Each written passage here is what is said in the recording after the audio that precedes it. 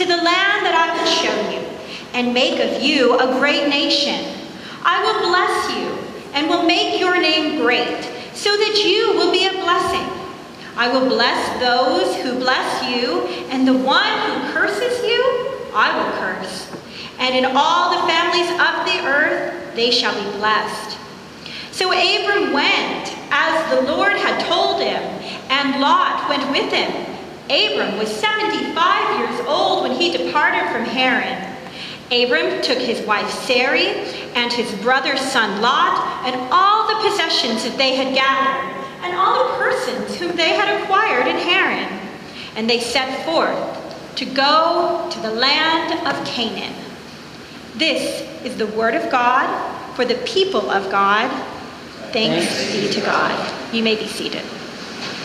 I think if I were smart, I would invite Margaret and Benjamin to come up and just sing to us, and then we would all go home hearing the good news and feel like this was a wonderful worship. But instead, I will share what I've prepared. 2 months ago, I was at Oklahoma City University with Ursi Lenore for the United Methodist Women's School of Mission. It's now being called Mission U. Ursi was there because she serves on the executive committee for the United Methodist Women, and I was there because I was asked to be a teacher for one of the classes. I went and I taught about the Roma people. And I will tell you that when I was called and asked if I would teach about the Roma, I said yes, and then I had to look up who the Roma people are. I soon learned that the Roma people are better known throughout the world as the Gypsies. But they, as a group, have asked to be called the Roma, and so we will call them the Roma. The Roma are the largest minority group in Europe, and they have endured about 1,000 years of discrimination, even to the point of extermination during World War II under the Nazis. While I was doing my research, I made a serendipitous discovery. I learned that the Roma are actually from India, which is where my dad's family is from, and so I felt like I was getting to know a distant cousin in my readings. If you'll allow me, I just want to give a brief history on who the Roma people are. Somewhere in between 600 and 1000 AD, the Roma people left India by the millions. And what the scholars think is that this was a time of warring in India. There were 17 major battles in northern India against the Mongols and the Turks. And so in this time of unrest and instability, millions of people fled India. And they walked all the way through Asia and arrived into Europe by the 1000 mark. And what's interesting is they kept going, and the Roma are everywhere in Europe. By the 13th century, all throughout Europe, they had decided that the Gypsies, or the Roma, were untrustworthy, were seen as less than. And so you start seeing laws way back in the 13th century saying things like, you may not settle here. There will be no residency granted to you, and no citizenship is being offered in our country. And so the Roma were kept in perpetual motion for centuries. Even now, in 2013, France has just evicted the Roma population in their country. They've evicted 8,000 Roma people from their borders and bulldozed their houses. That's this year, y'all. It's really a sad history of a people who have been maltreated, who are powerless, who are often invisible, and who are rarely talked about, except by groups like the United Methodist Women. Theirs is a story of continual walking, of searching for a home. Their story is really not unlike the story of Abram and Sarah, who are known to their friends as Abraham and Sarah, so that's what I'm going to start calling them.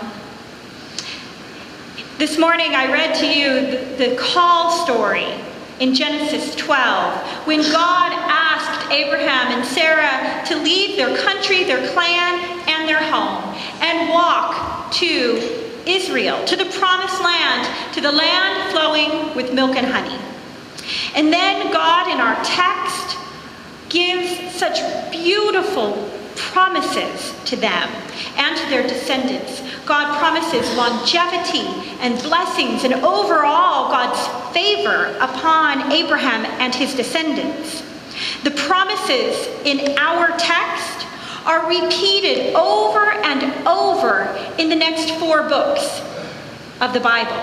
All the way from Genesis to Deuteronomy, we hear these same promises of God repeated, and they're even expanded. In our verse, it says that God will make a great nation of Abraham's descendants.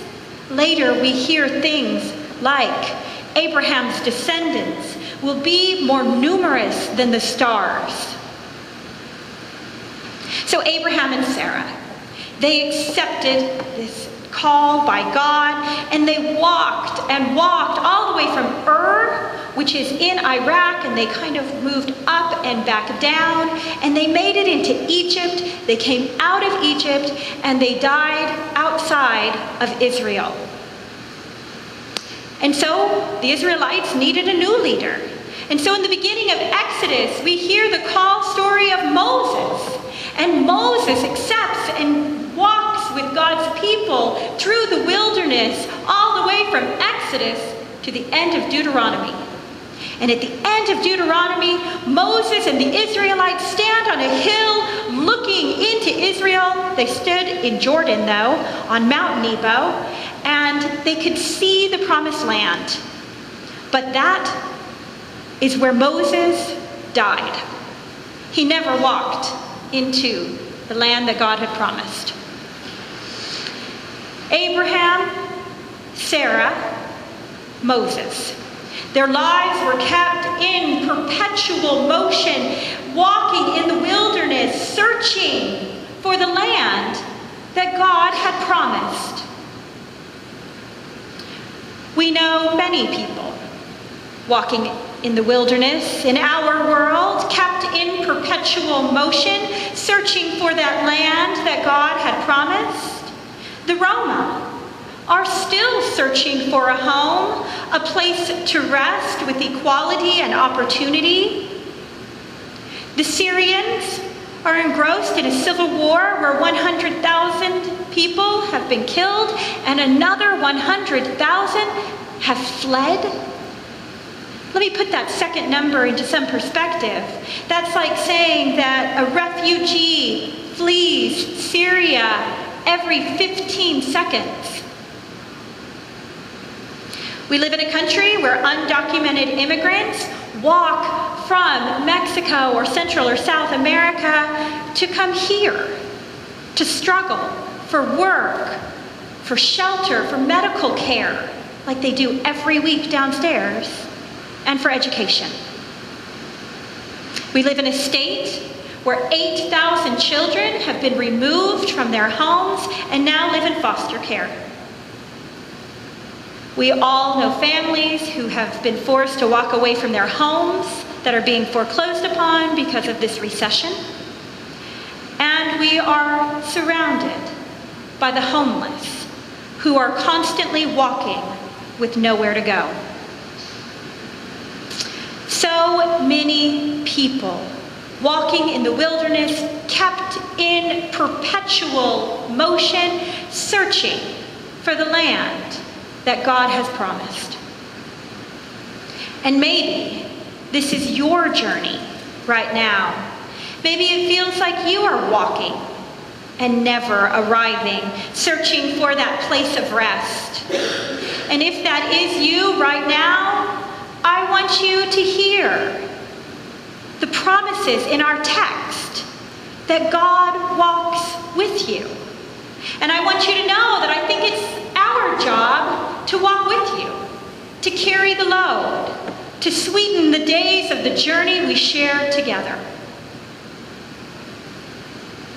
But I think most of the rest of us are neither lost in the wilderness, nor are we binging on milk and honey in the promised land. We are somewhere in between. Our needs are met, and we can give thanks to God for the security we feel in our lives, yet our vision is blurring. Our feet has lost track of the path. We lack direction, and we need passion. But this direction and passion only comes from serving others. It comes from walking in the wilderness, hearing the stories of others, trying to understand where they have come from and how they arrived where they are. You see, it's in opening our hearts that we are led back to the path to God. You see, for us, the journey is actually within ourselves. It's a moving from being inside to being outside. It's not going from point A to point B. It's from being self-centered to becoming other-centered. This is the journey we are called to. It's a journey of letting go all that holds us back from serving God's people. And if we dare to step out onto this path of service, we will find the road to the land that God has promised. In our text for this morning, we read that Abraham was blessed so that he would bless others. Rick Warren, in his book, A Purpose-Driven Life, said, "We are healed to help others. We are blessed to be a blessing. We are saved to serve, not to sit around and wait for heaven." There's a story about a minister named Jim Kimbala who serves a church in New York, I think Brooklyn, and he tells about an Easter Sunday morning at his church. Worship had ended, and the church was beginning to clear out, and he had that empty feeling of giving all he had to worship that morning. And so in that moment of quiet, he walked to the front of the altar platform and he sat down and he was loosening his tie when he heard a voice from the back of the church saying, "Can I talk to you?" And a man started to walk down toward him, and the man looked to be about 50 years old. He was disheveled and he was filthy. And Jim said that many homeless people come into their church asking for money or for whatever. But on that particular Sunday, Jim thought in his head, what a way to end this day. Such glorious worship, and now this fella's going to ask for money to buy wine. So the man walks up to him, and Jim started talking to him. "What's your name?" "David." "How long have you been on the streets?" 6 years. "How old are you?" 32. This man's hair was matted. He was missing his front teeth. His eyes looked glazed over. "Where'd you sleep last night?" "An abandoned truck." So Jim started to reach back for his wallet, and he was thinking about how much cash he had on him, when the man put his finger up in front of Jim and said, "No, I don't want your money. I want this Jesus you were just talking about. I'm going to die on the streets. if I don't find something to live for? In that moment, Jim got a clear picture of who he was. He was the man who was about to hand a few dollars over to David to make him go away. He had lost his vision. He had lost the ability to see David the way that God saw David. In that moment, Jim's heart shifted. He went from placing himself first to placing the other first. And that is a step in the right direction, getting him closer to living into God's promises. This journey of stepping out beyond ourselves is a constant effort. It's a path of perpetual motion. It's a long journey, and I think the rest breaks are few and far between. But in the end, we reach a place of God's peace and God's presence, and we learn that God's promises are real. My husband's grandmother was 96 years old when she died. She was a devout United Methodist. In fact, she was the church secretary of Pryor United Methodist Church for 32 years. I visited her in her last weeks of life, and on one of the visits, I said to her, "Grandma Alice, would you like for me to read from the upper room?" It's a daily devotion. "Would you like for me to read from the upper room for you today?" She agreed. And so I opened it up to that date, and the topic was caring for others, how we should go the extra mile for one another. And I've got to tell you that I thought that this was an ill-timed devotion for Grandma Alice. This is a woman who understood this lesson. She lived it well throughout her life, and now she was too sick to stand. Was this really the good news that God had for her that day? But what Grandma Alice said was how true for each of us every day. We are each called to a journey by God. We are called to follow a path of service for one another. We are called to bless as much as we've been blessed. Each step we take out of love, care, kindness, compassion, love is a step on the path that leads us back to the land that God has promised, where we can rest in the promises given to and fulfilled in Abraham and Sarah.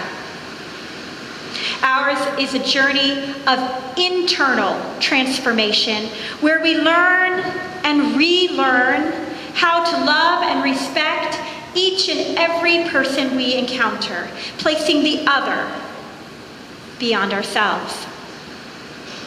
In those last days with Grandma Alice, she told me one more thing before she died. She said that God was doing everything he could for her. After a lifetime of walking with others, Grandma Alice rested in the promises of God. Her journey was over, and she had arrived in the promised land. May our journey lead us to that land flowing with milk and honey. May it be so.